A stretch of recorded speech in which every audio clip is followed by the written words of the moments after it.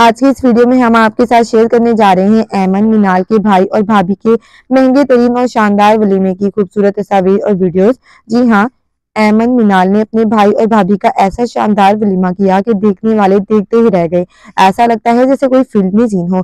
सबसे पहले आपको दिखाएंगे उनकी तैयार होते वक्त की झलकियां जो इन्होंने अपने बेडरूम से शेयर की हैं। और जैसे ही तस्वीर सोशल मीडिया पर आई, फैंस की खुशी का कोई ठिकाना नहीं रहा।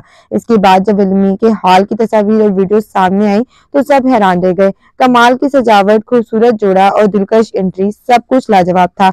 और नाजरीन, बहुत जल्द हम इस चैनल पर वलीमे की मुकम्मल वीडियोस भी शेयर करने जाएंगे। जल्दी से हमारे चैनल को सब्सक्राइब कर ले। तो आपको इनकी ये तस्वीर और वीडियोस कैसी लग रही हैं, हमें कमेंट सेक्शन में जरूर बताएं। और अब हम आपको इनके वलीमे की तस्वीर की तमाम तस्वीर और वीडियोस दिखाएंगे जो कि हमारे चैनल पर आपको आसानी से मिल जाएगी। तो हमारे चैनल पर जल्दी से जाएं और हमारे चैनल को सब्सक्राइब करना मत भूलिएगा। Thanks for watching. Allah Hafiz.